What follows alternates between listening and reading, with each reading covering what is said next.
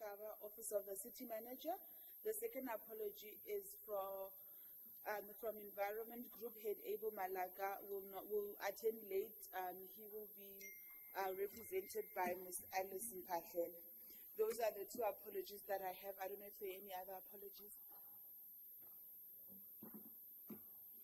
None. Okay. So we will move to our third item. This is minutes for consideration. Section 79, Standing Committee Public Accounts meeting held on 5th April 2024. The minutes have been sent to the colleagues. Can we adopt the minutes, or can I have a hand that moves for the adoption of the minutes? No? Proposed by myself. Okay, proposed by Alderman Sutton, seconded by Councillor Randall. We will move on to item number 4, matters for consideration. The first report is from Environment and Agricultural Management Department. Report on the status of the manual system way bridges, repairs to the wall of fence and asset protection. This report is between page 4 and 9, and the recommendations are on page 9.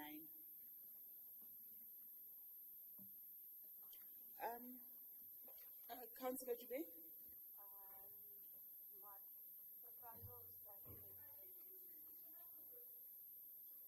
Sorry, I propose that the department first give us a breakdown of the report before we ask any questions.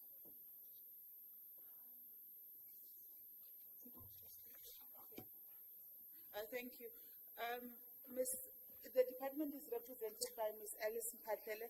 The council is requesting that you maybe, before we go into the report, you just give a background of the report or just a brief on that report. Thank you.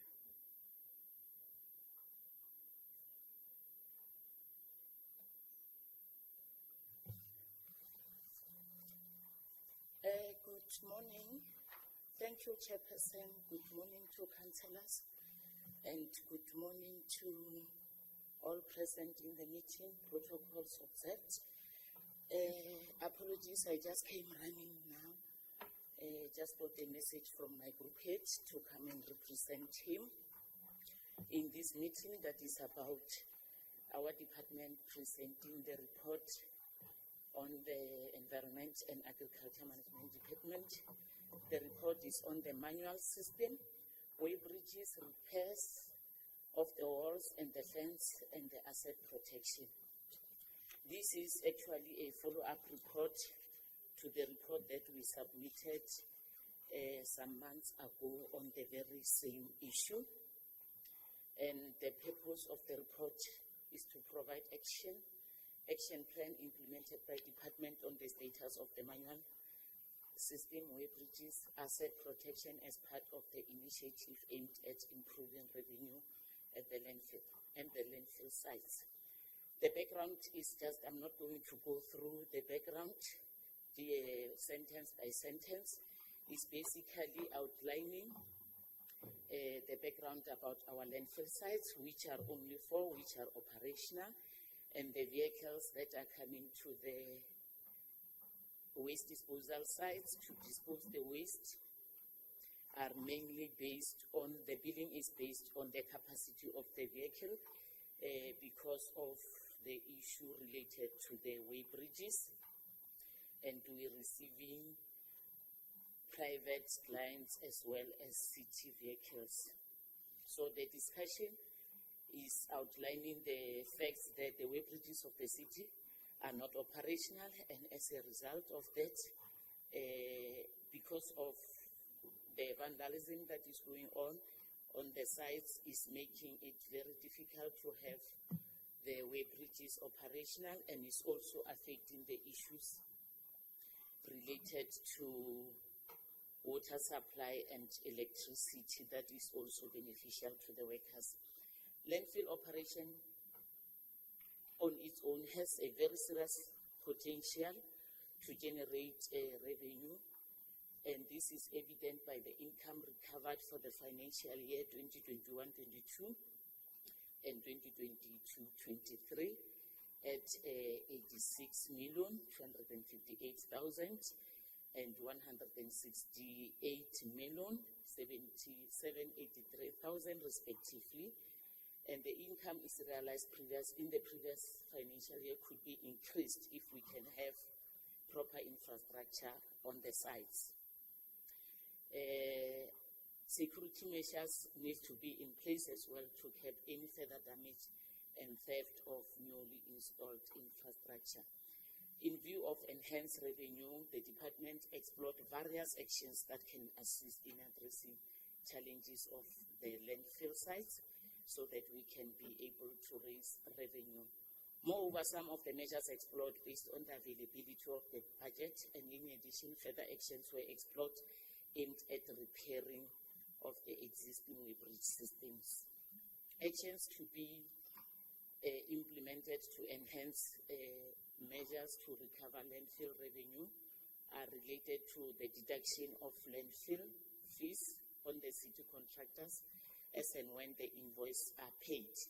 This is happening. In the past, the service providers were billed and the revenue was not, the bills were not paid accordingly. But now we're implementing deduction of the bills from the revenue, from the invoices, and is working for the department.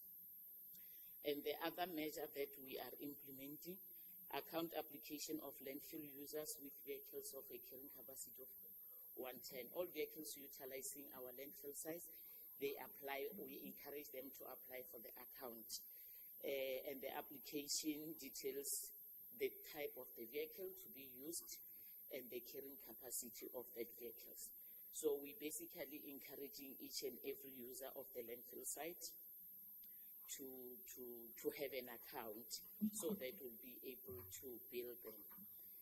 And the other measure that we are implementing to raise revenue is to activate the stop list on the private clients owing landfill fees. From the month of April, we implemented a campaign whereby on Thursdays we go to the landfill sites together with our revenue colleagues to do sort of a roadblock whereby all the vehicles coming through the landfill sites, we check their accounts on the stop list, and after checking their accounts, we also check if they do have a landfill permit, because a landfill permit is also raising revenue for the city. So this is something that we're doing in conjunction with together with the colleagues from Revenue Department, and it's a weekly thing. Like I indicated, it started in the month of April. Yesterday, it was a Thursday, we went to Bromorspruit. So we rotate amongst the 4 landfill sites which are operational. And the other measure, electronic and physical barriers measures. In addition to the manual system that we have explained, the department is further exploring other measures that require both capital and operational budget to enhance revenue generation. And the measures are as follows. We need to get the weighbridges repaired and upgraded. All the 4 landfill sites have weighbridges infrastructure which require repair.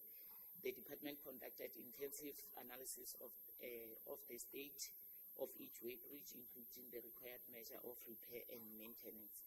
Some advice from weighbridge specialists was solicited in analyzing of the current weighbridges and the level of repair required.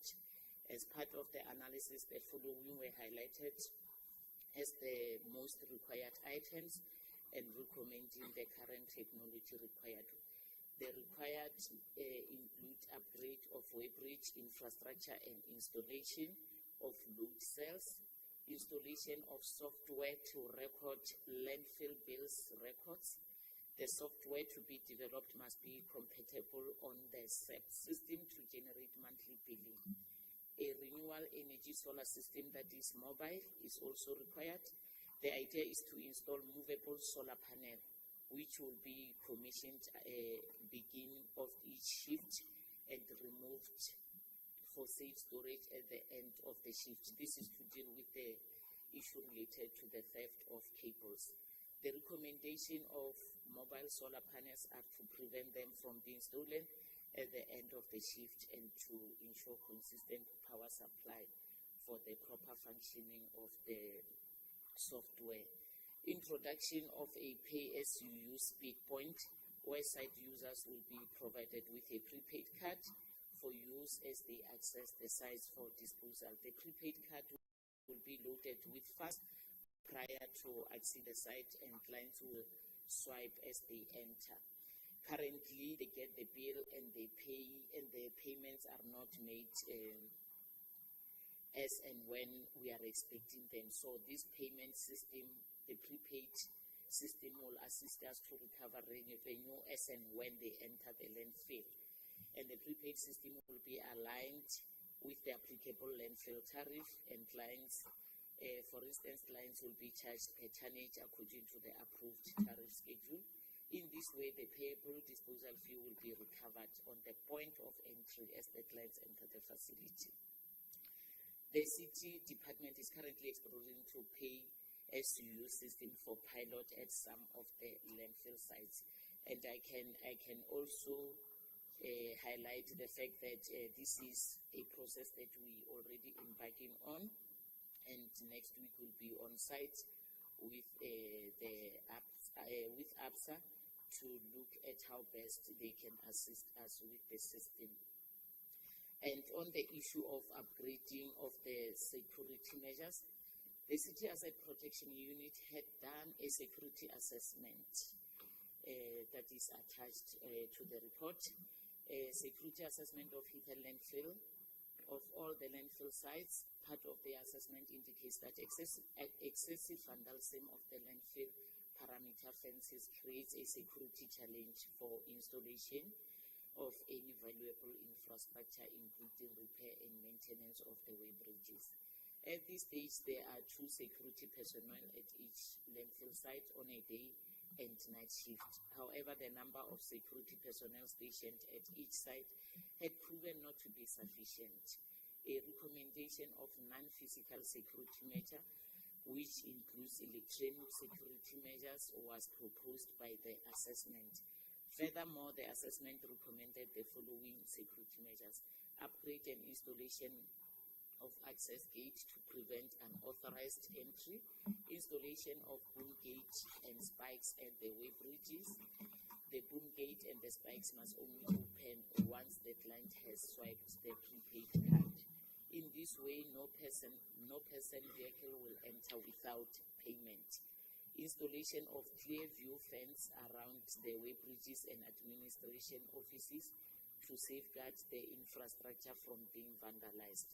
Installation of high mast lights for ease of visibility at night. Installation of cameras around way bridge, administration office for monitoring purposes, and increased allocation of security personnel on the site for patrolling and safeguarding of the landfill infrastructure.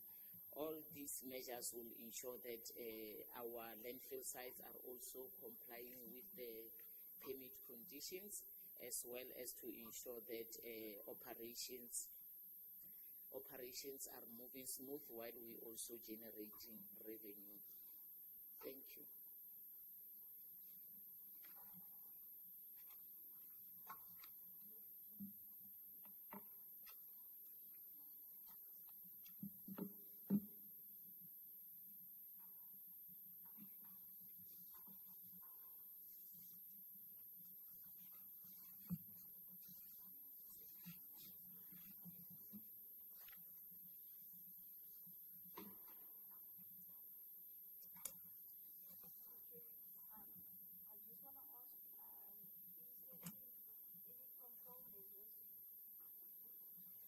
Working. Is there any control measures for the department if a private client registers another vehicle on the pay-as-you-go card? Because it works on the registration number of the vehicle. So is there any other control measures to to prevent them from actually registering every 2 months another vehicle, to stop paying for that. And then I just have additional recommendations to make. Then Councillor Randall. Yes, thank you so much, Chairperson. My question would be on the infrastructure budget. Now, obviously, we all know 8% of your CAPEX budget should go towards the maintenance of existing infrastructure. I just want clarity in terms of what was said here by, I think also, not finance, not legal. Let me just, sorry, I just want to go back there, group it. I'm the first one to comment. Oh, CFO. It seems like he's saying to us that we understand that there's commitments made in terms of your CAPEX budgets because there's already projects that needs the funding. I just want clarity in terms of the existing landfill sites. Will it be under CAPEX maintenance of infrastructure under your 8% that you need to spend, or is it regarded as new infrastructure, being a total overall of this weighbridge? And then we hear a lot of labor-intensive actions taking place here. I think automation of systems is of dire urgency, similar to what the CAP applications, let me use an example in Cullinan. So all the substations are now been getting from private funding proper alarm systems that works on solar. So one would also have to think about the potential opportunity here to do the same with our infrastructure. As I understand, it seems like it's the same kind of vandalism taking place. And I would like to know, in terms of intergovernmental relationships, we cannot, on our own as a local metro, look at the future of landfill sites in the city of Tshwane. We know there's no more new licenses being issued by the province because we just don't have new land. And I think that for longer term planning, Chairperson, this becomes crucial, because you will see that whilst we are trying to protect revenue on the one hand by trying to get our weighbridges and landfill sites up and running, we will see an increase in illegal dumping, and it will cost us more to clear illegal dumping. So you can see it's counteractive if we do not have our future longer term plans in place. Thank you. Thank you. I think those were the only two. The third hand is Alderman Sutton. If I may, please.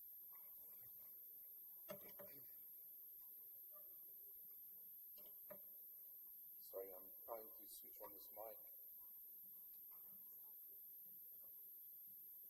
There it goes. Thank you. Thank you, Chair. Chair, I just want to go back to the purpose of this report. The purpose of this report is to provide action plans implemented by the department on the status of this manual system, the weighbridges, the asset protection, and the initiatives aimed at improving revenue at the landfill sites. Chair, what I'm missing in this report, and please for future, if the purpose is action plans, we need to see those plans. We need to see those dates, those estimated time frames, when we're planning to do this. We need to see a little bit more information here. It's very difficult to make decisions on a report like this that doesn't clearly give, it gives a little bit of a reference to 4.4 million, I think, to weighbridges, but not to the security measures, not to the time frames. Are some of these in the budget now, or not? Some of them are matters that needs to, can be implemented immediately, others are not. And then, of course, we also don't see an estimated what the potential revenue increase would be. Because I think that's what we need to measure to it. You know, if we say we spent 10 million and we have a potential to generate 50 or 60 million, you know, when this facility is functioning. What I am missing, though, as I say, is estimate time frames and commitments to when things will be done in this report. It does give a lot of information, but not those time frames. Thank you, Chair. Thank you, Alderman Sutton. Alderman Maluleka. No, thanks, Chair. I think it was very clever of Ms. Mphahlele to indicate that she got the invitation late from the group head, but it doesn't absolve you, because we met you directly together with your colleague that you are with now, to brief us about this project. I think it was 4 months ago, if not 5 months ago, when we were very interested in this project prior to our visit, our site visit to these landfills. And what we got there, it's shocking. And when we are receiving this report, we thought we were going to get progress on what you are doing. But you are still repeating on what you are contemplating to do. And this has been our concern, that we are losing money on this way bridge. People just open their own spaza shops there to collect money on behalf of the city, and there's no accountability. Then I am not convinced, Chair, that is progress in terms of what we are doing. It's just a repeat of our engagement with the department, because we wanted to learn what is it actually that you are having. Going into this new budget, you were supposed to have requested money to do some of the things that Councillor Peter is talking about in terms of action plan, because we are losing money. I think this is our concern, that there's no accountability there. People deliberately cut off electricity so that the way bridge can work. If that is the case, you go there, you get one security guard. And that security guard is not even responsible to assist us in ensuring that there's accountability. They're just there because they're deployed for some other responsibility. Then let's have an understanding here. What is it actually that we're doing here? Do we accept the status quo? Are we going to the entire financial year without improvements in these landfills? Are we accepting that we're not going to have control measures and the risks that we've identified in the report that the visit that we undertook in these landfills? Thank you.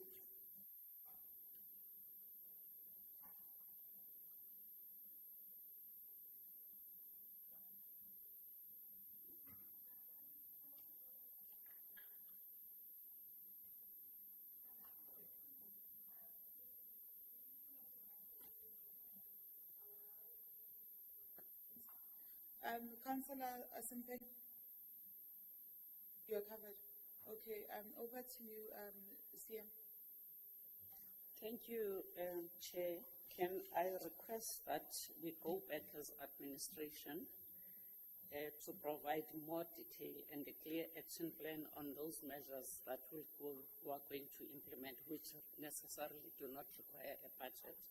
But also I'm aware that there's a discussion between EAM as well as TMPD on the way bridges. There's a plan that they are going to transfer some of those to us, which we can deploy at various landfill sites. So I request that the MPAC gives us a chance to go back and come with a clearly articulated plan on the interventions that we're going to make and take into consideration the concerns that have been raised. Councillor Bushela.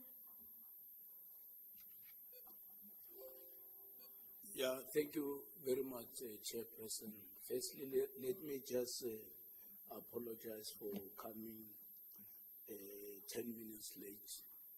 So I think my apologies accepted. I've got only one question. Maybe it has been answered, because I arrived late when the official was presenting the report. My question is that we have indicated, as Councillor Maluleka has said, that when the report was presented, we indicated that as the city we have lost total control of the landfill site. So other rogue elements have taken over our landfill site. I wanted to find out when and how are we going to reclaim our control in the landfill sites. Thank you very much. Thank you. I think there's been a request from the acting city manager pertaining to the issues that we've raised, that this report, we need to have more detail.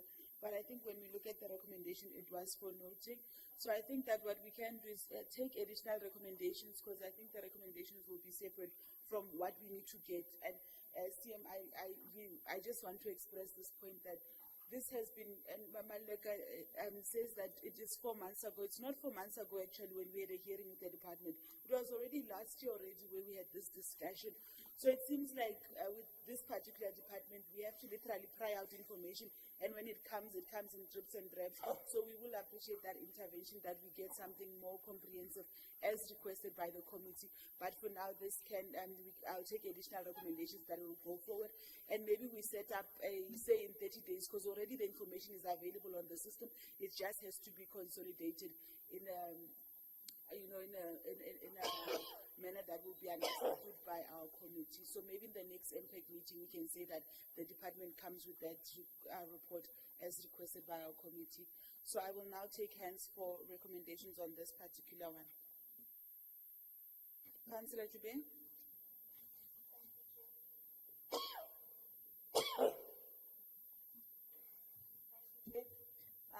The additional recommendations.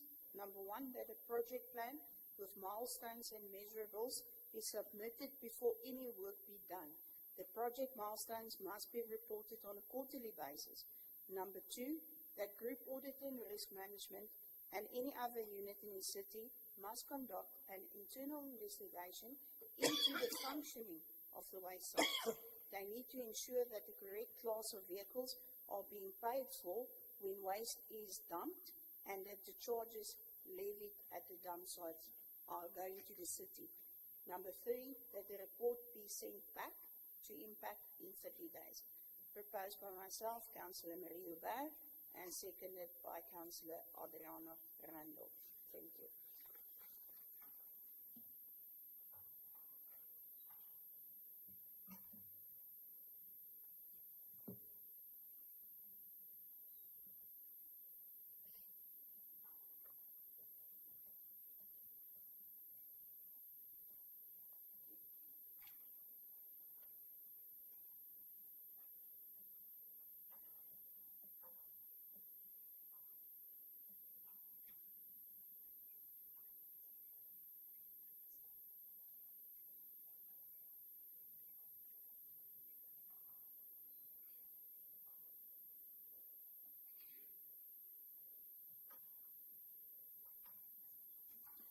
So the additional recommendation is that a project plan with milestones and measures be submitted to MPEC be done, that the project milestone must be reported on a quarterly basis, that group audit and risk management and any other unit in the city conducts an internal investigation into the functioning of the landfill sites, that they need to ensure that the correct vehicle or the correct class of vehicles are being paid for when waste is dumped, and the charges levied at the dump sites are going to the city. That the report be sent, or that an updated report be sent to MPEC in 30 days. This is proposed by Councillor Marie Jube, seconded by Councillor Adriana Randall. As amended.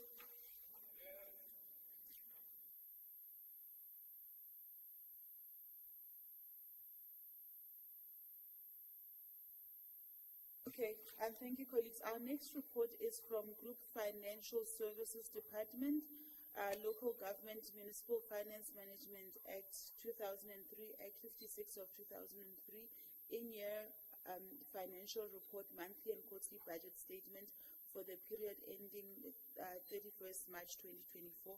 This report is between page 10 to page 46. The recommendations are on page 17.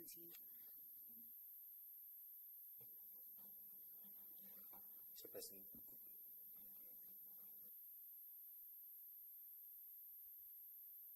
Yes, please proceed, Seko. Good morning, Chairperson.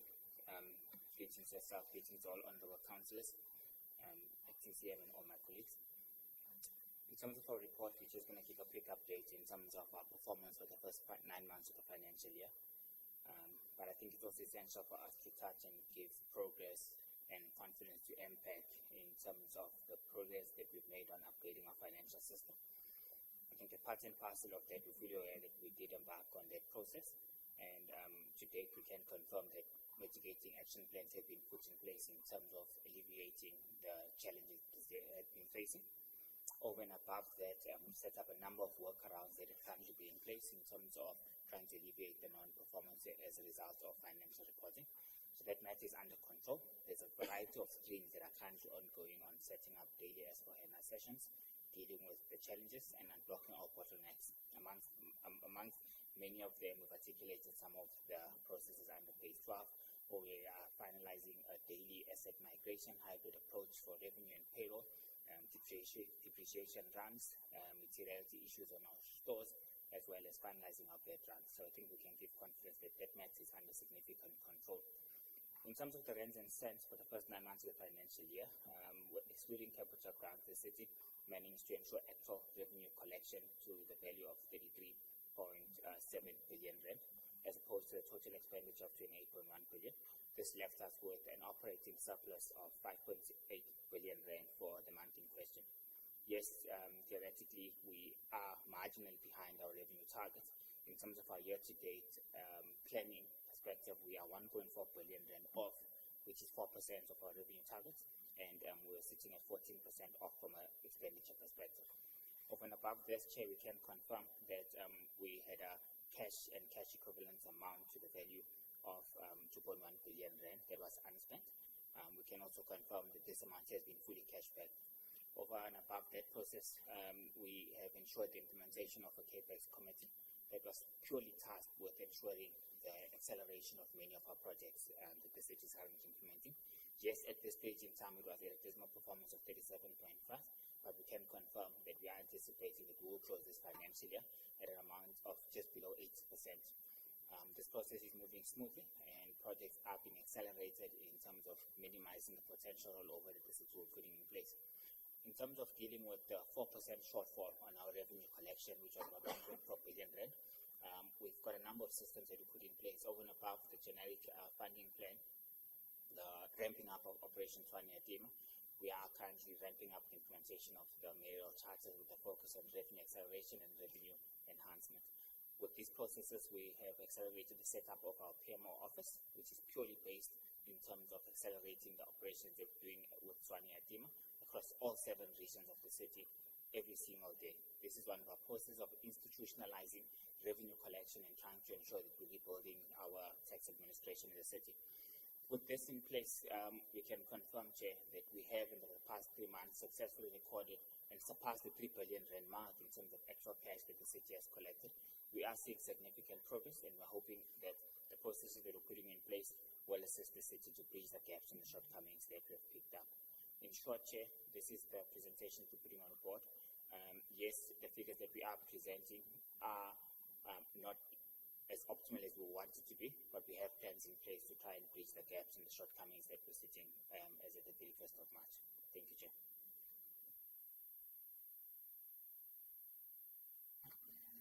Thank you. I'll now take hands. Councillor Rodney, followed by Councillor Randall, and then Alderman Zatun, and then lastly Alderman Maluleke.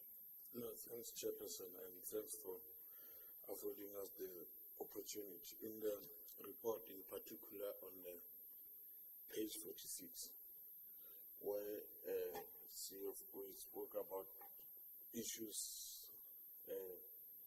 challenges in relation to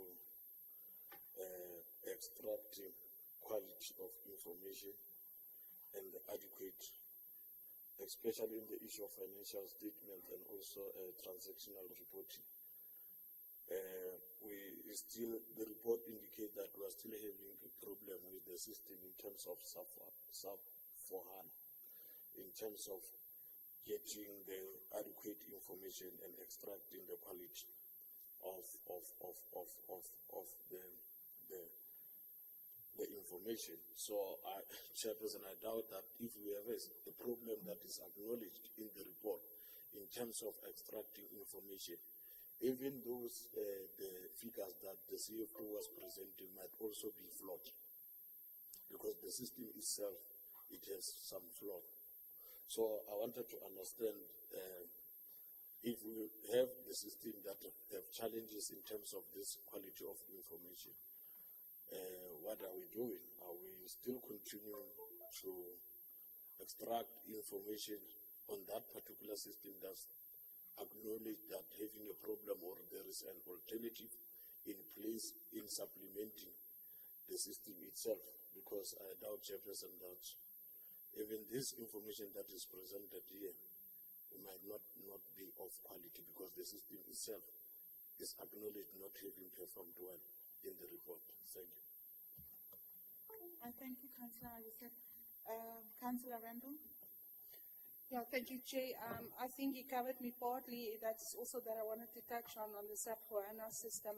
Obviously, at the time that we decided to move over to that system, I'm sure there would have been consultants that would have been deployed to actually train and empower our people, and I'm not sure whether that was the case. And I actually think going forward, we need to zoom in on this specific SAP for HANA issue, and as impact also drill into what is the challenges and what do we need to do to improve the effectiveness of the system.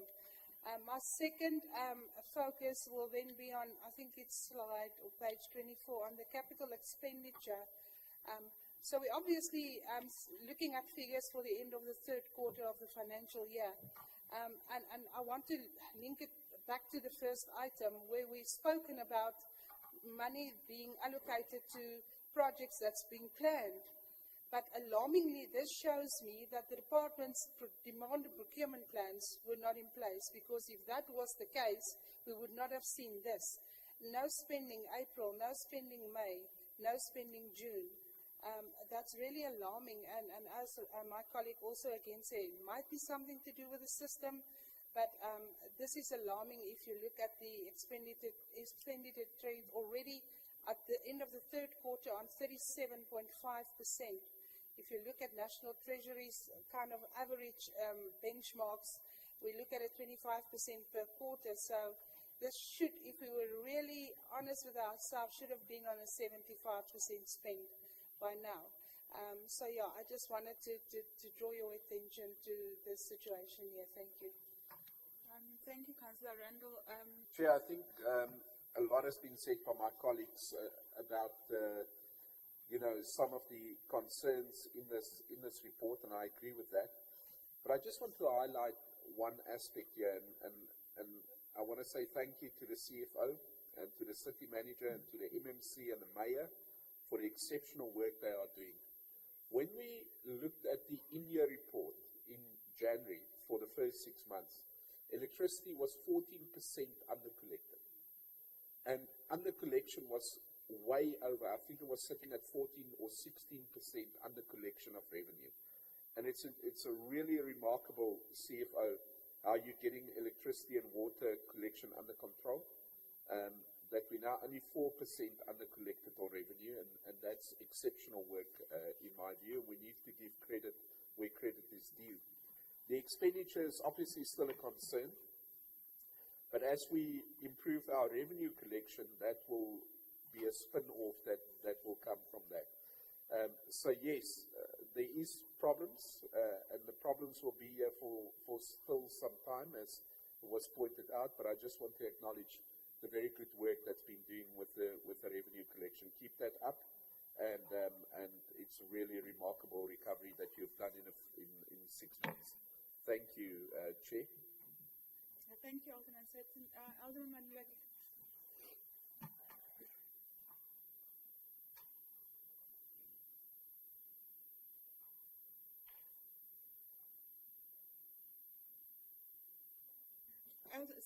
Councillor Wishen. Yeah, thank you very much, Chairperson. When we look at the report from the ANC side, we are bemoaning about the revenue collection.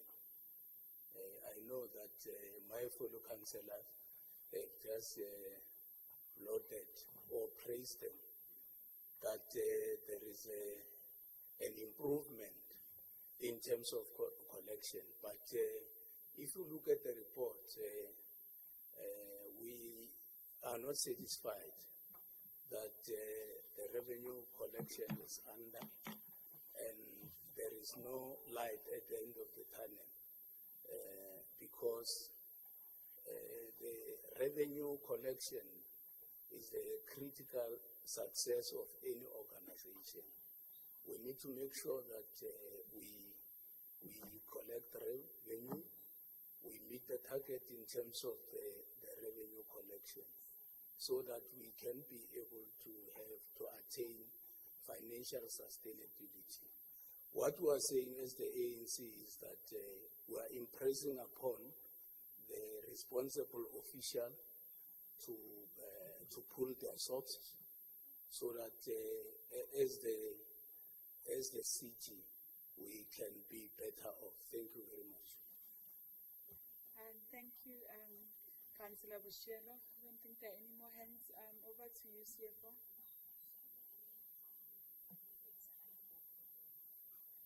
Thank you, Honourable Chair. The first issue in reference to the credibility of our data, I can confirm that we've got a number of workarounds that the city is implementing, and the details and the figures that we are presenting to the Honourable Councillors have been validated as correct. We have further ensured that these have been submitted to National Treasury, but also paid oversight on our data.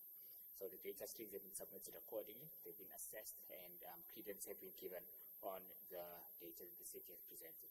Over and above this, the challenges that we have seen on the migration from the old ECC6 to the new S4HANA, the city has put in place a significant acceleration plan which has helped us to alleviate the situation.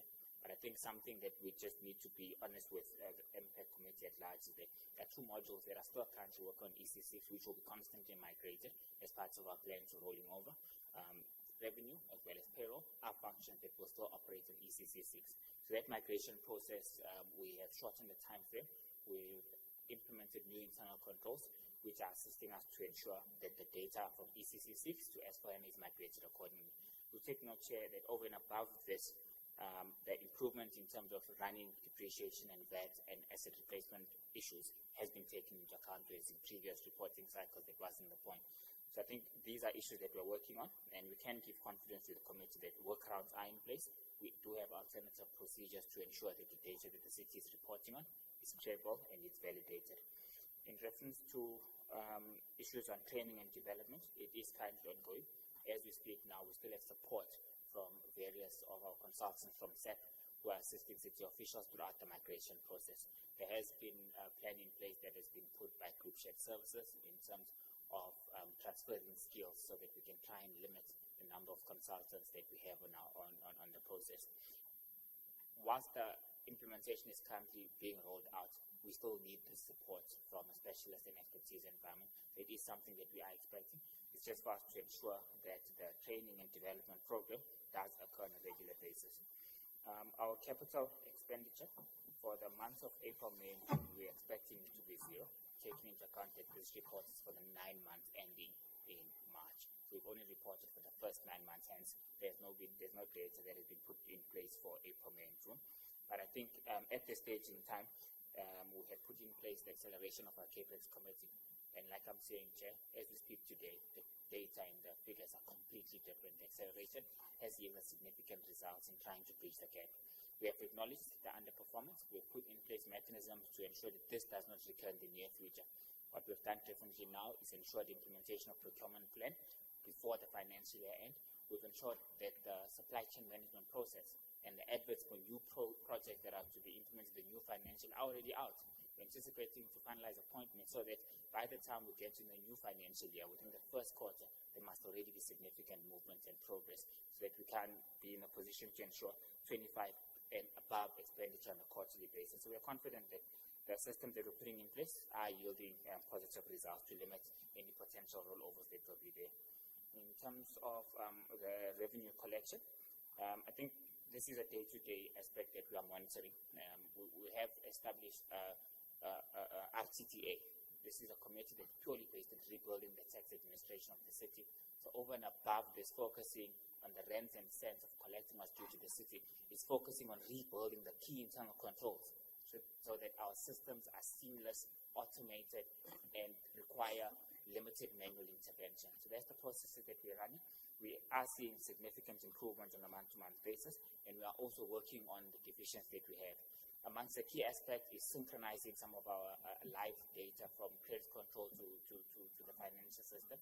This will help us to alleviate turnaround time, not only on terms of implementing our standard operating procedures, but we're also anticipating to see the internal controls converting the city's debtors into cash and liquidity in our bank. So we are working on this on a constant basis. It's amongst our top priority to ensure that the city does collect over and above our targets, so that we can start having reserves, which the reserves, of course, will be redirected towards capital formation and capital-related projects from the city funding perspective. Thank you, Chair.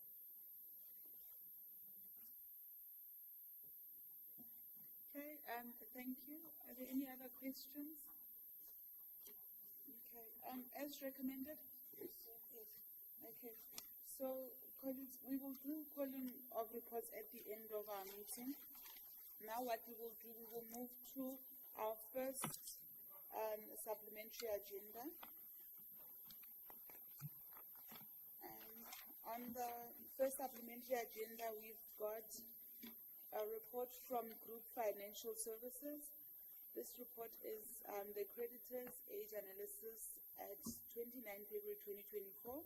The report is on page 4 to page 9. And the recommendations are on page 9.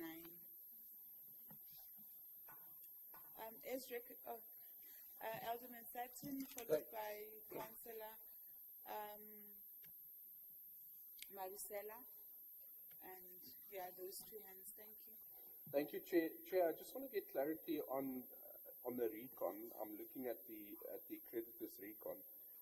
The amounts in debit balance, has sufficient work been done to establish if these are amounts that are missing invoices? So in other words, there are invoices not attached to these amounts. That's quite important to understand. And I'm concerned, or not concerned, but I would like to understand Eskom Holdings, I see, is in a debit with 1.6, and that's what partly is concerning me, that it might be invoices that is not linked to these amounts. If I can just get clarity on that.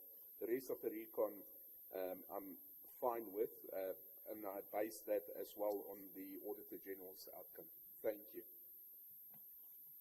Okay, Councillor Marisela. Yeah. Thanks, Chair. Just quick one in terms of this. Is there repercussions or consequences for paying service providers late, such as fruitless expenditure, interest incurred, something like this? Is there repercussions? Thank you. Okay, those are the only two questions. Back to you, CFO. Thank you, Chair. I think the first one from Alderman Sutton, yes. Some of these missing invoices you take into account that in some instances we need to have a validation process in terms of confirming some of the amounts that are due to us. We've seen in particular reference to Eskom Holdings number. The bulk points are easier in terms of validating and confirming the amounts due. LPUs and SPUs become more tedious due to the number of accounts that the city has. So in some instances, we'll have to wait for a validation process, and upon this point in time, this is the amount that had been validated as part of that dispute process, waiting to validate it.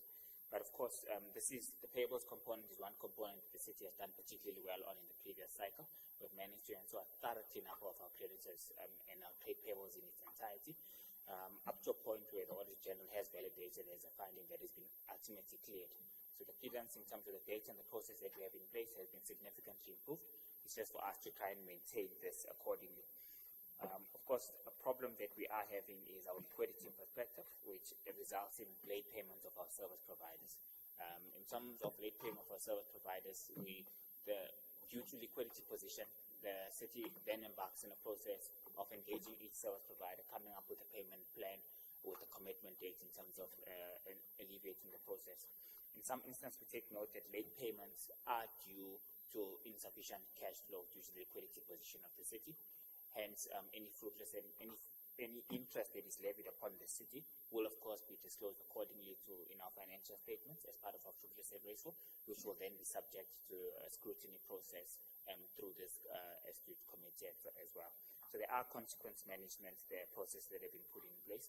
The reasoning behind the full disclosure is then for us as a city to ensure that we account for the reason for non-payment, whether it was an element of intentional wrongdoing, intentional withholding of payment, or as a liquidity position issue.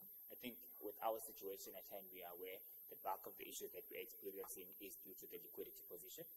But I think from a responsibility perspective, the city is proactive. We are engaging all our creditors on time to try and ensure that they are kept abreast in terms of the amounts that are due to them, and our plan to try and pay them in the near future.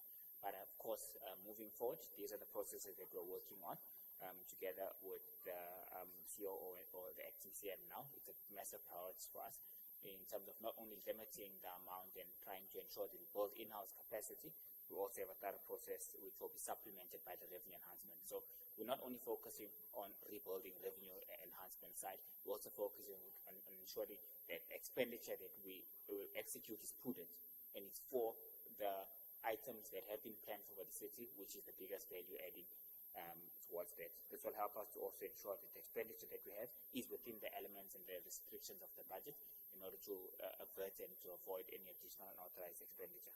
Thanks, Chair. Okay, Councillor Randall. Yes, thank you so much, CFO. Thank you for the clarity. Just a follow-up or further interrogation in terms of the tying up of your purchase orders with your issue of your invoices. Because if that doesn't happen, there's a major problem in terms of controls. I wanted to know whether the system is already electronic, where your service providers would then submit the invoices electronically. And maybe for clarity, will that then be part of the two modules that still need to be integrated? I'm also thinking of the possibility of duplicated invoices. I'm also thinking of the possibility of invoices landing on a table, somebody's desk, and not being paid, and so provision not made in your budget. So there's just a few further questions from our side. Thank you, Chair. Thanks, Chair. Purchase order versus invoicing. From a purchase order perspective, in normal instances, this is when the commitment is made, which allows then the work to be executed. Invoicing is then the perspective when we say the work has been completed as per the order that was issued to you. So it is normal for us to have a varying difference between the two, subsequent to the actual work done, confirmation and certified. So we do see instances where there is a difference in terms of purchase orders as well as invoicing. But I think at year end, of course, this is when the final recons are done, when we're closing the financial year, in order to ensure what commitments are we rolling over to the new financial year. But I think essential for us is that from an invoicing perspective, it's when it gives us confidence that the work that was issued a purchase order against has been executed and has been done in line with the terms of reference. So that is something that it is expected in normal time, Honourable Councillor, but we are, of course, monitoring that. Significant in terms of automating the system. Implementation of SAP Ariba is part of our plans. We have committed to ensuring that within the next financial year, we are rolling out from zero, all procurement from 0 to 750,000. They will all be electronic in nature. This will assist us to avoid all duplications and issues of that nature. At this stage in time, invoices are submitted to various groups and project managers, which are then uploaded automatically on the system. Once the invoice is uploaded on the system, we then have systems in place to try and track the invoice number, the purchase order number, to avoid issues of duplication. So I think those systems and processes are there. Of course, there are further checks and balances that are put in place from a group financial services perspective, where individual creditors recons are done for all city creditors. Over and above the individual finance specialists that have been deployed across each and every single group to assist in managing this process, the final layer from group financial services is also put in place to try and avoid that duplications are paid. So these systems are there. We have put them in place. We purely rely on the automated system to help us to identify this, and of course on the validation of work done from the various groups once invoices are submitted. Thanks. Are you covered, Councillor Randall? Okay. So as recommended. Okay. Thank you, colleagues. So now we've come to the end of our meeting, but we are now going to go into committee for the Section 32 report. So we'll ask all the members that are not part of the committee to excuse us, and then we will start, we'll go into committee at 10:05. Thank you.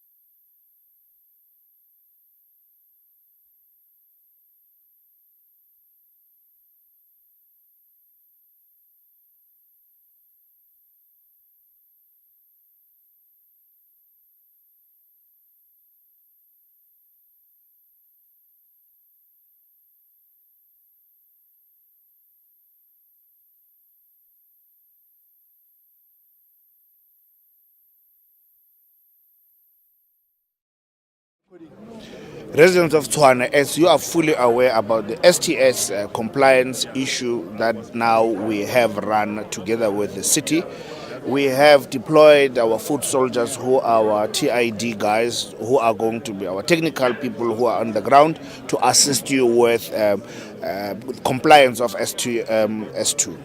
However, when they get to site and find that you have illegally connected through electricity on our meters, you will be penalized. Criminal cases will be launched against you, and to a certain extent you won't be able to be compliant, or your meter won't be upgraded solely for the reason of that you have breached your electricity. So to all those residents who have breached their meters, I invite you to come to the city, sit us down, have an arrangement so that you can be able to pay the fine or even the debt that you have incurred over the years, so that we can be able to get your smart meter upgraded to STS2 compliance, and you can be able to purchase your electricity. Thank you. Tshwane residents, if you have a prepaid electricity meter, it's important that you listen up. On the 24th of November, your meter will stop functioning. In other words, it will stop vending electricity unless you do the following. Region by region, the city of Tshwane is going and converting the back end of these prepaid electricity meters to STS2. That's just simply the new system. We will communicate exactly when your region, when your area will be open to the system. And then when you buy electricity, that same process, either the slip or the message you get on your phone, will generate 2 key changes. You then have to put those 2 key changes into the meter in order to open up the gates to STS2, and then from there on your meter will work beyond the 24th of November. If there's any technical issues, we'll also be communicating the details of the team going around assisting, and we hope to bring the councillors on board and to make this as easy and as simple as possible. Okay, so we've just delivered the budget speech, which outlines what the budget is that will be tabled on Thursday in Council for the 2024-2025 financial year. This budget is focused specifically on core municipal services, which is the mandate of local municipality. We are looking at stabilizing our city finances, and within that deliver quality services in electricity, water, as well as waste collection, clean roads that are good to drive on and well lit. And therefore the majority of our budget is allocated towards that. We also have tabled the most reasonable increases in tariffs, with only 5.9% increase in water and sanitation, 5% in rates and taxes, and the lowest that we could do under what we have received from our bulk service provider Eskom for electricity of 12%. Hi, the residents of Tshwane. My name is Mildred Mogane. I am a registered nurse at FF Ribeiro Clinic in the city center of Pretoria. Ke bona go le botlhokwa go patela di municipal account gore tle re kgona go kry service delivery e re nyakang. If a o kgone go patela municipal account ya go ka na wa tla mo Semi-Max go na le customer service ya masepala mo ka tlang wa bolela le bona wa ira di arrangement gore ba kgone go thusa gore na o ka patela byang. Lena le patelang di services tsa lena ke a gopela gore le tsweleng pele le sekela latla le rembyao every time gore the standard sa city arena is ka fase ba kgone go re thusa ka ditokelo tsa rena.